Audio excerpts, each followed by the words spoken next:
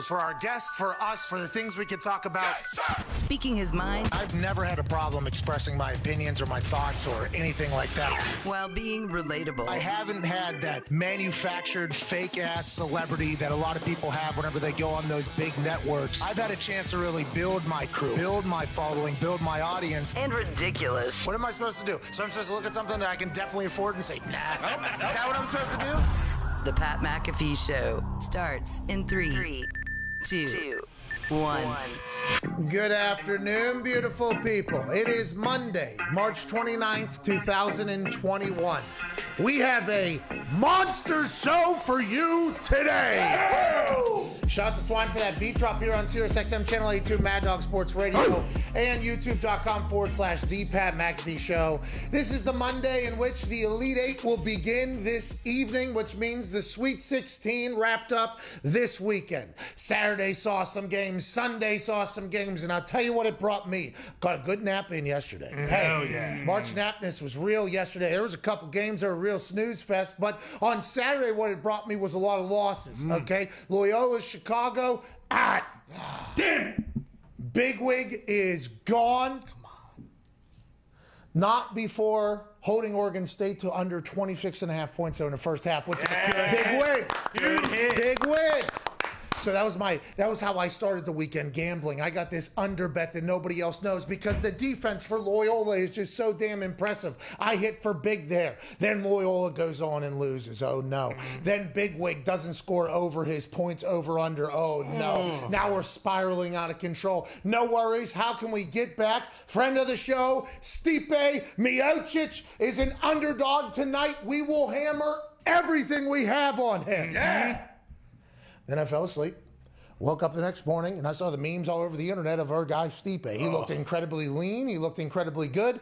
But at the end of the fight against Francis Ngannou, the new champion, he ended up on his back, so lost because that whole thing. So then Sunday, I said, I'm going to get back. I'm going to get back where I get back. I get going there. Gonzaga's a wagon. I should have known that they were going to win by 20 plus. I thought the spread was too much. I'm going to go on the other side. Then the other game, blowout. Then the other one, close. Then the other one, no idea what's going on. March Madness has been unpredictable. It has been a bit boring. But tonight, Elite Eight begins, and we're going to find a champion here in Indiana where March Madness is being played. Also, in the NFL news, this weekend, 17-game season is basically confirmed. That'll be voted in this week. We've been talking about this for weeks, and I'm not just like doing the whole... No. I'm not doing that whole thing.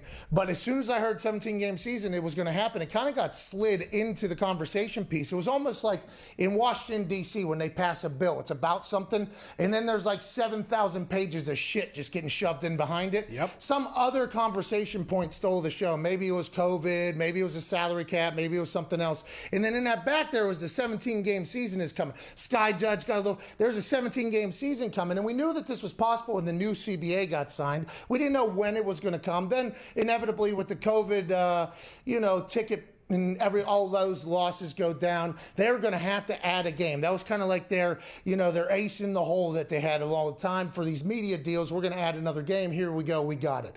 Now a lot of players are reacting around the internet saying 17 games. Wait a fucking minute. That sounds like a bunch of bullshit. We knew people were not going to be excited about this in the NFL because if you get to week 17 with, one bye, 16 games in the regular season, how it is now, you got guys crawling towards the finish. Now, I'm not saying that the playoffs aren't the most important, but when the playoffs, normally a lot of the teams that are there are the teams that have been able to survive health-wise. If you're going to add another game onto the regular season, you're looking at these players, a lot of these players who get hit a lot these guys who get hurt a lot, or not hurt a lot, but in positions to get hurt a lot. They add an extra game. There's no extra bye week. This thing kind of got slid in there. They agreed to it in the new CBA, which I think they were all very concerned about as well, how the NFL was able to talk to the NFLPA in this new CBA, and basically anytime they want to drop this 17th game in there, they can drop the 17th game in there. So I think the players had a whirlwind of a weekend. For us, though, I think the big conversation should be, if you go 10-7, you're a shit team. Yeah. Wow. That sounds bad.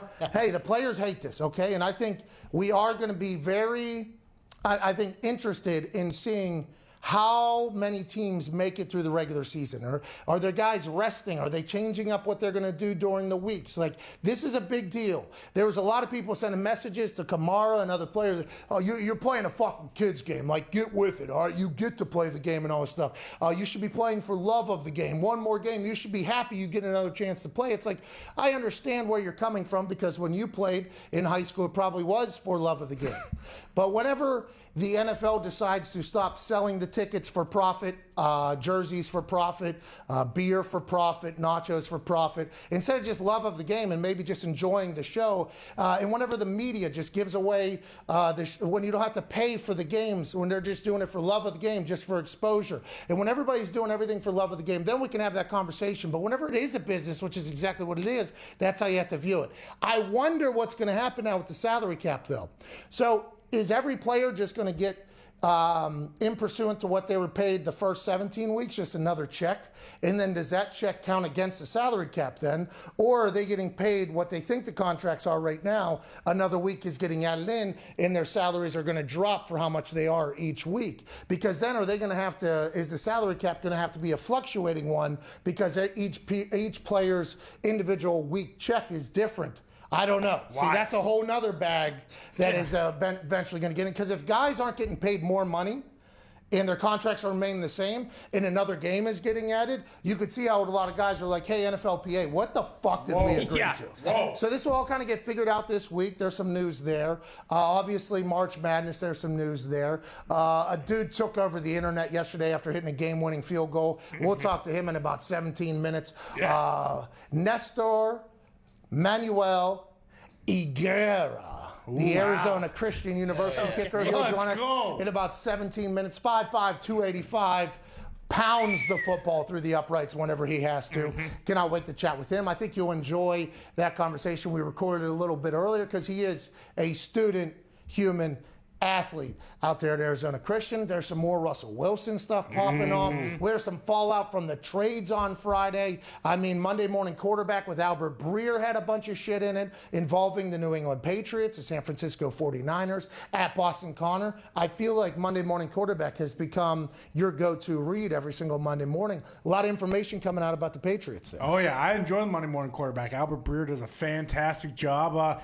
There has been a lot of Jimmy G to New England talks, but because the $24.5 million cap hit or whatever, that's not going to happen unless he gets released. And because the 49ers have just been saying, hey, we're using Jimmy G, we're going with him for that red shirt, rookie quarterback to come and learn the offense, I just don't think it's going to happen. So I think that is the biggest takeaway from the Monday Morning Quarterback, what you said there at the end. So this interview with Albert Breer and whoever the fuck it was with, nobody has a clue who it is. Maybe Shanahan, maybe Lynch, maybe somebody else in the Niners organization. On Friday, when they traded up to number 3 overall, giving up a bunch of things to the Dolphins, it made us automatically assume two things. You're not trading up that high to draft anybody other than a quarterback.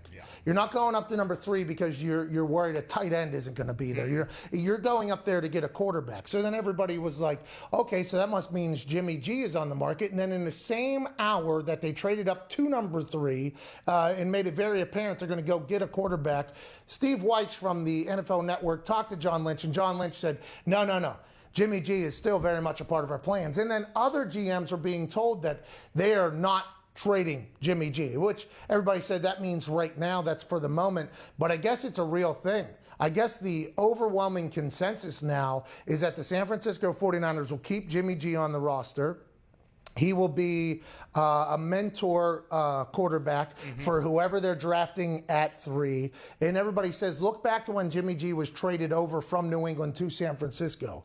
They had him learn Shanahan's offense and be on the bench for 5 weeks. And then when he came in, he went undefeated for them. I guess Shanahan firmly believes in, let's not put somebody into a situation they're not exactly ready for yet, especially with this offense. So now that makes you think, okay, is he going to go with Justin Fields, Trey Lance? Is it Mac Jones. Who is it that's going to go in there, sit behind Jimmy G for an extended amount of time, and then ultimately get their shot as Jimmy G is released from the Niners after this upcoming season because his 2022 contract is one that the Niners owe him nothing, and it is very big. So that's everybody's thoughts on what the situation is. What quarterback will they bring in there? Will Jimmy G be on the roster whenever the season comes around, or is this all bullshit? Or will Jimmy G know that going into the season that his job is to get somebody else better, which is always a fascinating thing because it's your money. You know what I mean? Yeah. That's also on the line if you're Jimmy G. At Ty Schmidt, fascinating NFL storylines as we ramp up to the draft here. Do you think that it's possible, too, that he's almost got, like, house money? Because a lot of people are saying that the 49ers are, again, one of the dark horses. They're not going to be injured. Like, they could really make a push to go back to the Super Bowl here. If he does get just one more opportunity to kind of show what he can do, if they get a quarterback, then it's kind of just like a year. It's almost like a prove-it year. I guess in that Monday morning quarterback, I think it was Shanahan. I'm not sure who he was talking to in the quotes that I read, the excerpts that I read. But basically, the Niners understand that their team is a Super Bowl-ready team. Yeah. So if we were to trade Jimmy G out for a guy that we've only seen on tape, that would be very disrespectful to the rest of the team or whatever. It's interesting because last year, the Niners, 1 year after losing in the Super Bowl to the Chiefs or whatever, their team got COVID. Mm-hmm. Their team got hurt. Mm-hmm. Their team got kicked out of their stadium. Yeah. Okay? That's pretty tough. That is a pretty tough series of events, all the while going through all the other COVID protocols that everybody else is going through. I think Shanahan and Lynch know that their team is very, very good. I guess in that article as well, it was mentioned that the next draft class of quarterbacks is bleak in comparison to this group. So if we were going to get a quarterback when we eventually need it, which is next year when Jimmy G's contract is ridiculous and maybe it's time for us to move on, the quarterbacks in that class aren't as good as the quarterbacks in this class.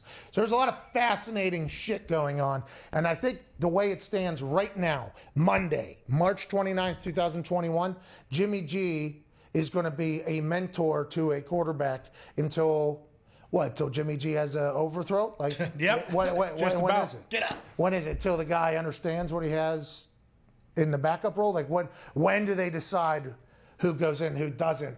I assume they'll just be able to fucking deal with it, I guess. Yeah, and they said in that article, too, no matter what, there's no chance he's on the team next year because, like the Colts, they got to pay Warner. They got to pay Bosa. They got to pay Deebo Samuel. So with that rookie quarterback contract that they'll draft this year, they'll be able to do that next year by letting Jimmy G go. Hey, and remember, if Jimmy G doesn't help out whoever he gets drafted, every sense of the word, he's a bad fucking guy. Yep. Yeah. That's what people will say. Mm-hmm. Jimmy G's being a little standoffish with the guy who's inevitably going to take his job and his bag. What an asshole. Or he'll be so nice to him, it'll be like, oh, great teammate, great teammate. And then as Jimmy G is being shoved out the door, everybody will be like, Jimmy did it the right way, though. Thank you, Jimmy. Jimmy did. He did it the right way, though. You know, it's such a interesting thing for these veteran quarterbacks. Like, yeah, man, I mean, I got hit a bunch of times, had to go through a bunch of surgeries, but here's the keys to the goddamn car so you can take my job. That's what people expect out of them.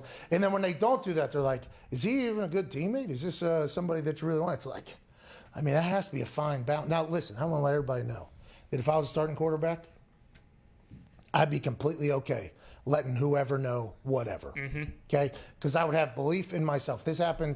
I watched Vinatieri with kickers. I think I tried to do the same whenever it was kicking and punting with it. Like, hey, you're never going to be able to beat me, so I just want to let you know, like, anything you need, my thoughts, anything you need to hear from me, whatever I can do to help you. This is a small fraternity here. Not a lot of guys make it. If I can help you, let's do it. But I had the confidence, like, okay, this person isn't going to be able to beat. You hear that there's some times where guys are a little bit older and they see that the franchise is trying to get younger and cheaper at their position. They get a little bit jaded. They might be great guys, very confident guys, but they're still like, I don't want to I don't want to be forced out. Like, it's a fascinating thing, and that's where it goes back to love of the game or business. Oh, yeah. Because if it's love of the game, just let Jimmy G stay on the team forever then. Pay him forever. Yeah, that's right. He loves the game, but it's not that way. It's a business, so everything has to be treated as That's such. why it's also interesting, too, because I feel like in his case, like he probably feels like, well, you guys have never given me a fair shake to begin with. I go to the Super Bowl, and then all I hear about is how you're trying to get rid of me, and now,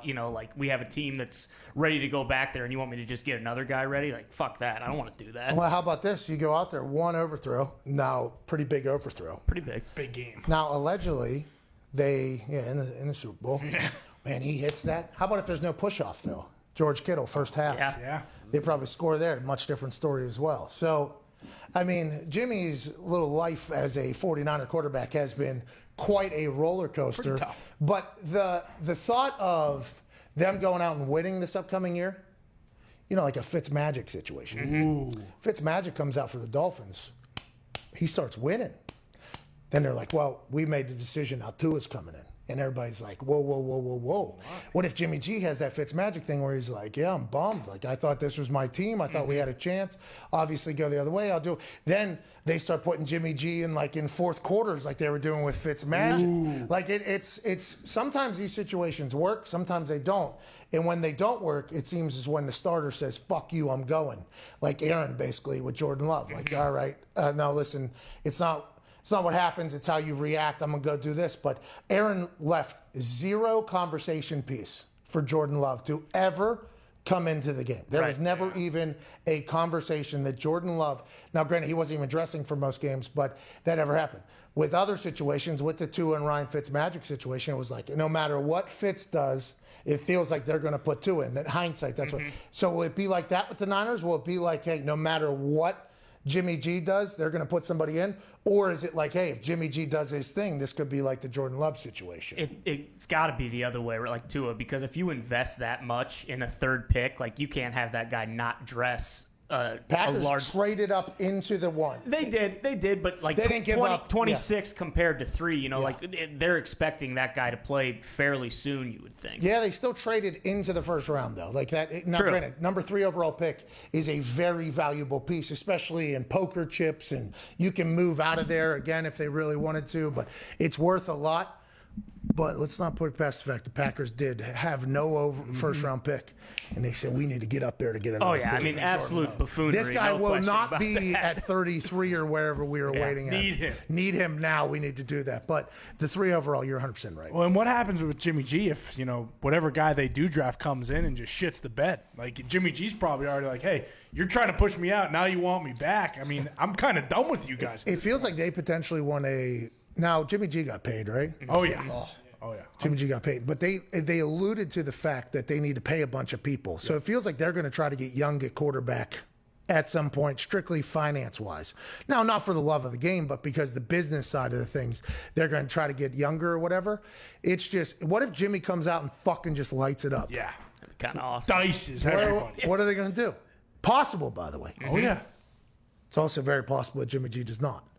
And I think that's what Shanahan's thinking. There's a chance this guy, there's a chance this guy. It's very fascinating stuff, though. I think we could go to that interview now, right? Yeah, we should.